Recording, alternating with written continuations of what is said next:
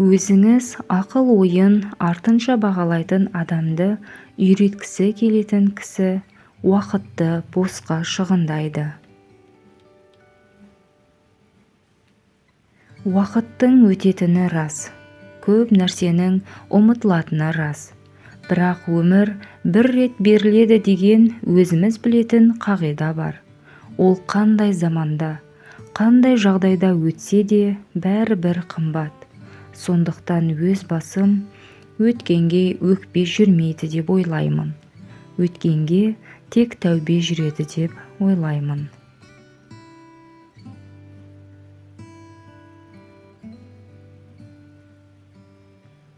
Ей көңілім, сыйлық күтпе, бұл заманнан қараңғы. Уақыт озар, барлығынан шаң қаптырып адамды. Дертің әр сәт күшейеді, ауырады тынымсыз. Күткен менен мына уақыт емдемейді жараңды.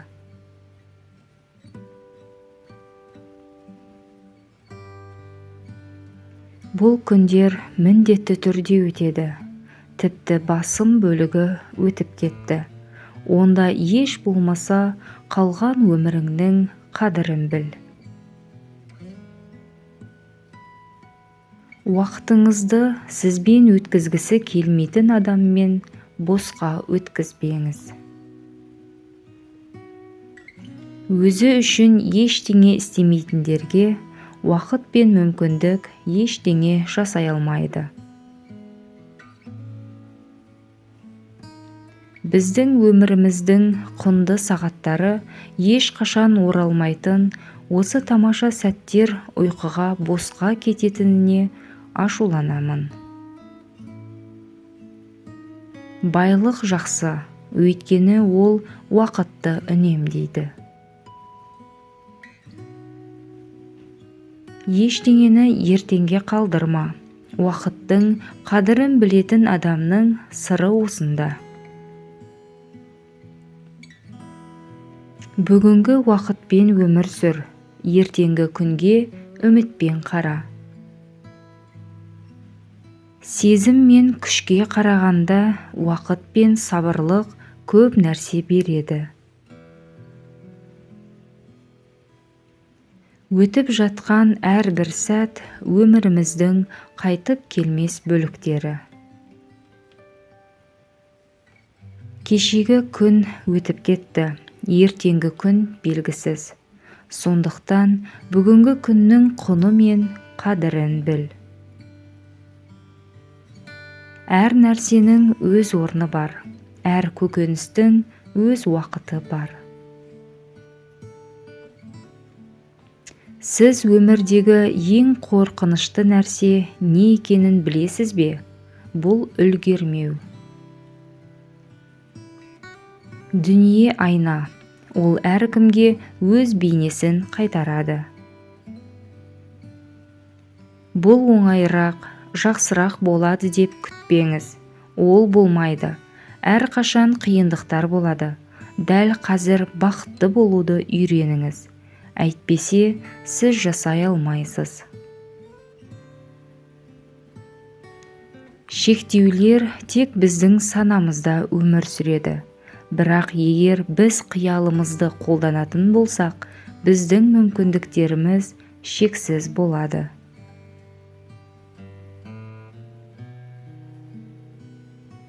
Кейде бір секундтық сәттің қадірін білу үшін де күнә мен қателікке баруға тиіспіз.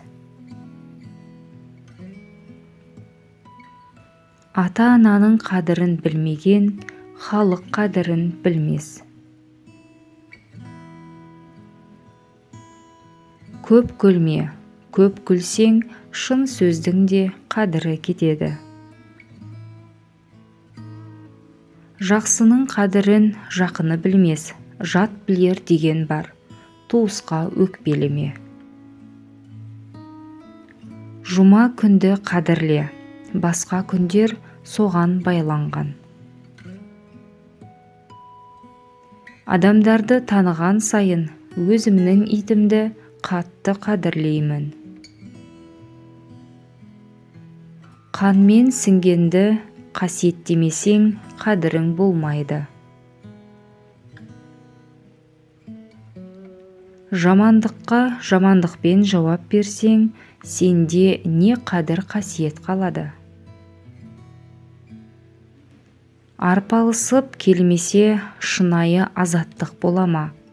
Оңайлықпен келсе, оның қадірі бола ма? Қадірі жоқ нәрсе қолда ұзақ тұра ма? Басқаға жүк болған адам айналасындағыларға төмен адам болып көрінеді, және қадірі де қалмайды.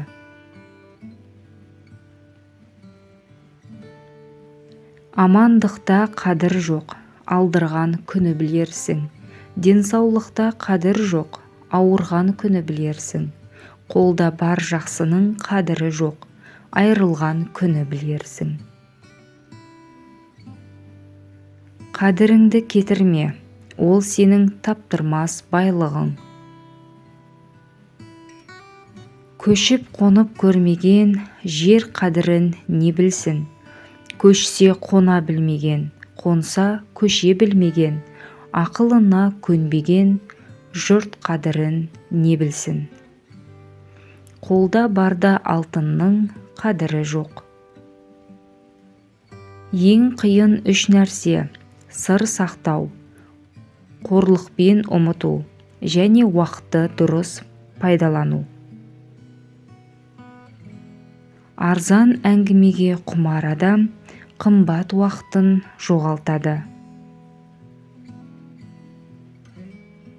Ақша үшін ақша табуға барлық уақытын арнаған адамнан сұмырай және бейшара жанды білмеймін. Уақыт 4 сатта жақсы білінеді. Ескі ағаш жанғанға жақсы, ескі вино ішкенге жақсы, ескі дос сенгенге жақсы, ескі автор оқығанға жақсы. Күндіз түні жұмыс істеген адамның ақша табуға уақыты жоқ. Ақша қымбат, адам өмірі одан қымбат, ал уақыт бәрінен қымбат.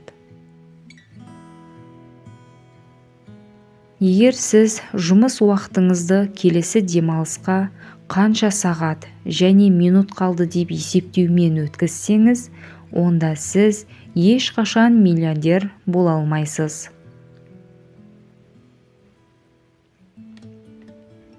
Уақытты босқа өткізу ең ауыр шығын.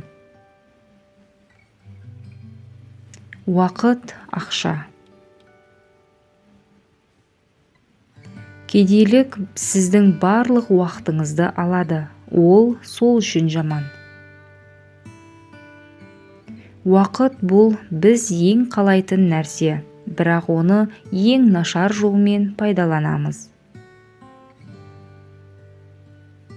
Уақыт алға жүреді, бірақ артында көлеңке қалдырады. Өмір өте қарапайым, бірақ біз оны қиындату үшін бар күшімізді саламыз.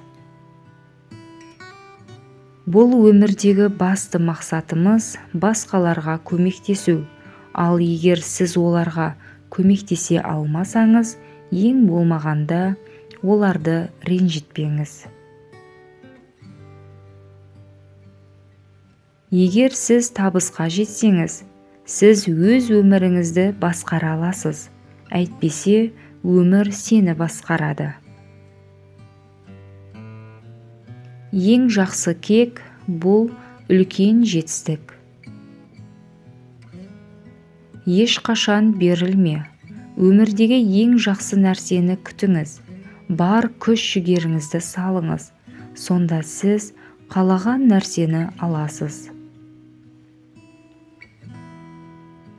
Жүрегіңіздің қайда тұратынын білу үшін армандаған сәттерді ойыңыздың қайда кетіп бара жатқанына назар аударыңыз.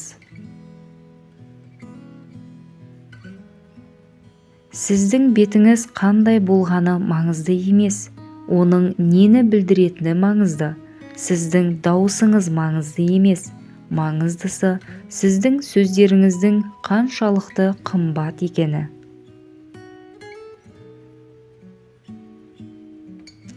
Арнама тіркеліп, лайк басып өтіңіз. Жақындарыңызға жіберуді ұмытпаңыз.